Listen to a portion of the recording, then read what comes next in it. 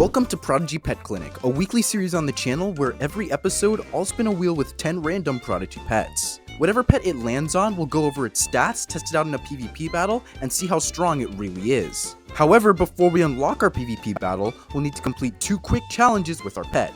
These can be anything like winning a battle with the pet or landing a critical hit with the pet's spells. Finally, at the end of each episode, we'll rank it on our Pet Clinic tier list alongside the other pets to see where it belongs. Hopefully by the end of this series, I'll figure out which pets are viable and discover some new underrated pets to add to my radar. Make sure to check out the full playlist of all the episodes linked in the description, but without further ado, it's time for your checkup, time for your checkup. Alrighty, episode 5, 6 pets left. Let's see which pet we'll be checking up today.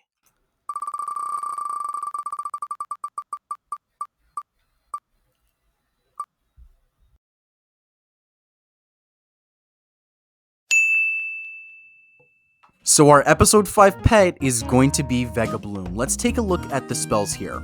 Alrighty, we've got Thrash, Nature's Fury, Ambrosial Mist, and Leaf Vortex. Actually, this is actually really nice. They've changed the animation for all of these like spell opening things. This is actually very, very clean. First impressions, I actually really like this moveset. We've got Thrash, pretty solid physical AoE.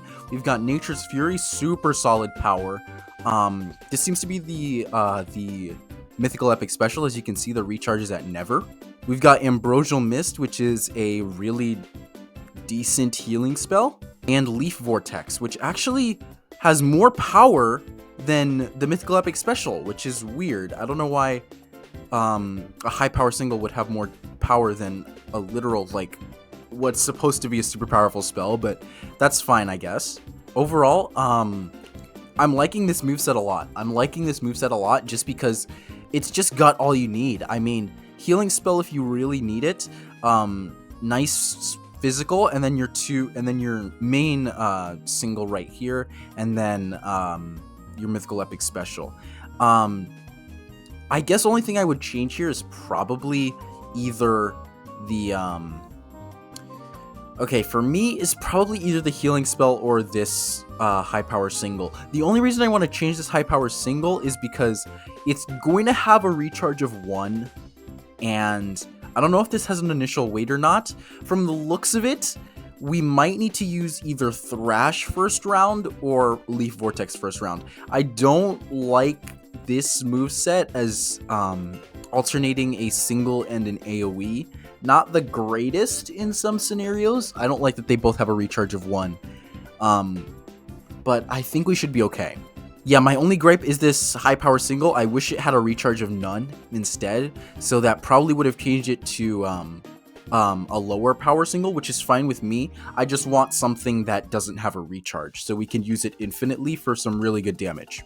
Moving over to our stats here, geez, we've got over 3,000 health, which is really, really good. Before all of the pet changes, Vegabloom used to have not a lot of health, so I'm surprised. This is the most health that we've had in the entire series, so this is very, very interesting. Power is at 800, dodge is at 755, very, very small, very, very small. Vegabloom is looking like a complete turnaround from its from the original battle update. Looks like a tank here, probably, or like a protector type. Is there a protector type? It's something like that. But defense is pretty high at 1338, and order is going to be 75, which is actually pretty high for a tank. It's a lot more than some other pets that we've seen earlier in the series. Alrighty, so never mind, she's not a protector. Vegabloom is a helper, so helpers have high health and use area effects and also heal, which I guess makes sense as to Thrash and Ambrosial Mist. Vegabloom keeps the forest alive by spreading flowers from its tail. Magic in its paws heal the forest as it prances around.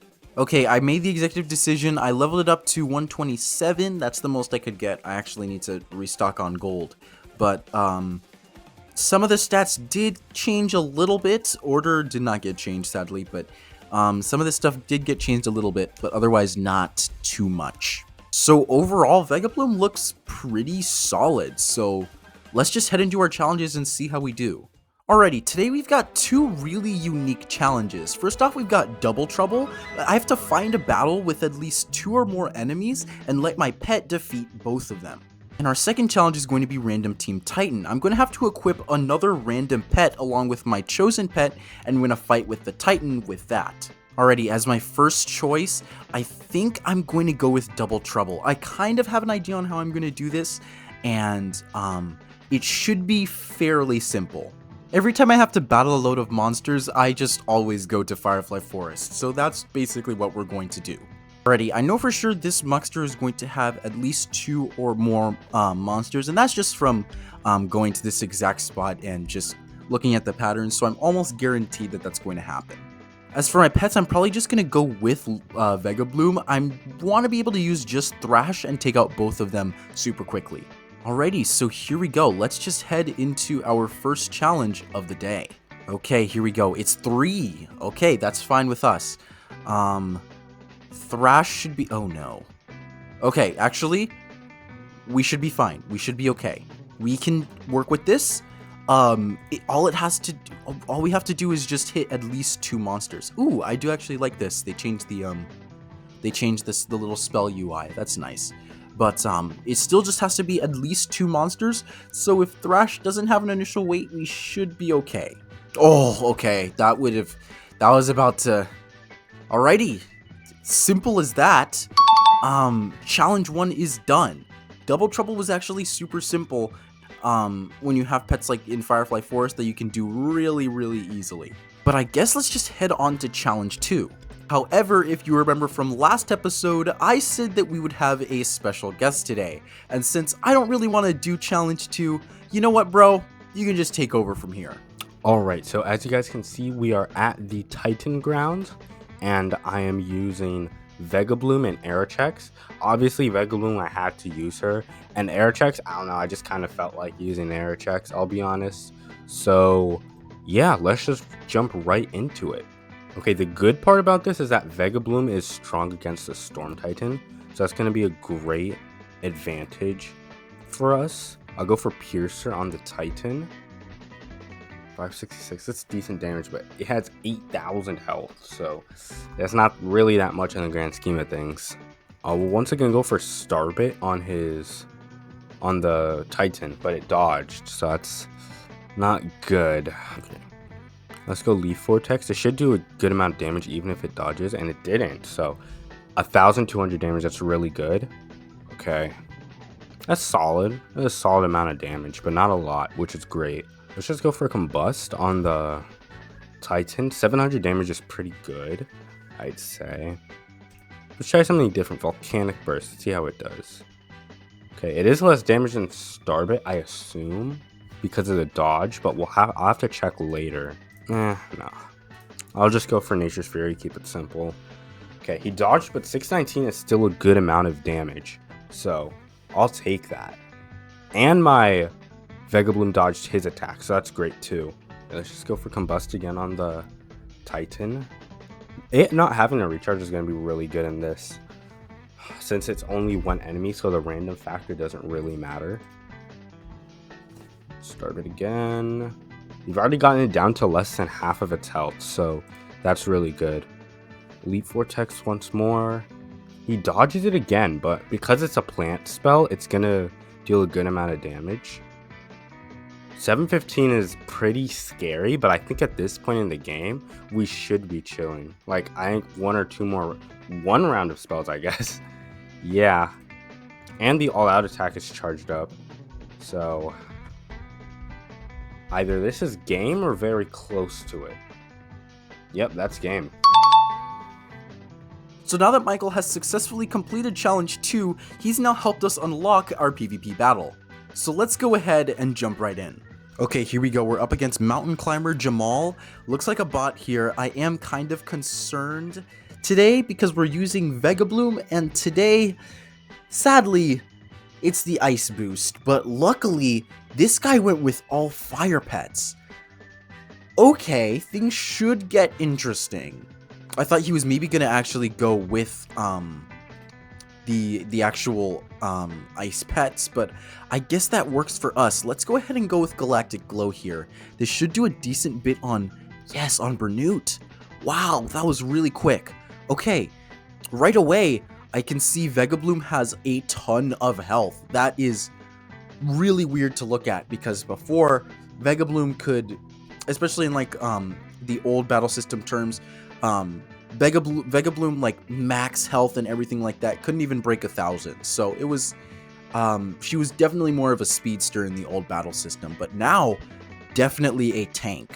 Another big thing, has this always been here? But the ice boost stuff, like the info for the ice boost is here now, and I can see that ice spells do 40% of damage, which I actually didn't know. So that's cool. Let's use Thrash. Should I use Thrash? Is that a good idea? Yeah, let's use Thrash. Okay, that did not do as much as I thought it was going to. I ended up changing my relic because I thought we were going to see some ice pets, but I guess fire works out for us. This shouldn't be too difficult. Yeah. I don't want to jinx myself like last time and say that we have this in the bag, but I mean, let's just use Carve, and we prevent damage here. And it's a 3v1. Really hard to come back from. Oh, wow, yeah. Really hard to come back from. Let's just use Leaf Vortex here. 902 is actually pretty solid. That's pretty solid. Okay. Yeah, let's go with Galactic Glow. Jeez, 23,000 power from Galactic Glow. This is why I love Galactic Glow. Probably one of my favorite spells of all time. So much power and is so reliable. So reliable. Okay, this is actually, that was actually the easiest PvP battle that we've had this series, I feel like. That was simple. Like, for whatever reason, that was so simple. This is the first time that a pet in this series hasn't died during the PvP battle. Every single episode, the pet that we've tested has died. This time, we had no issue whatsoever, and Vegabloom pulled in, did the work that it needed to do, and its spells are pretty solid. But I guess now it's just time to rank it. Alrighty, here we go, back on the old Pet Clinic tier list. So overall, I'd say Vegabloom did a pretty decent job. I mean, its spells are pretty solid, stats really solid. I really love that it's a tank now. That definitely kind of took me aback. But, yeah, there wasn't really anything super notable about this pet. Like, obviously it had its spells were actually such, it was such a upgrade from Illumicase last episode, and it just performed how it needed to. It was just solid in every way. Obviously, the only thing I would change is maybe changing that healing spell to like another single or something, or maybe changing Leaf Vortex to a single that doesn't have a recharge.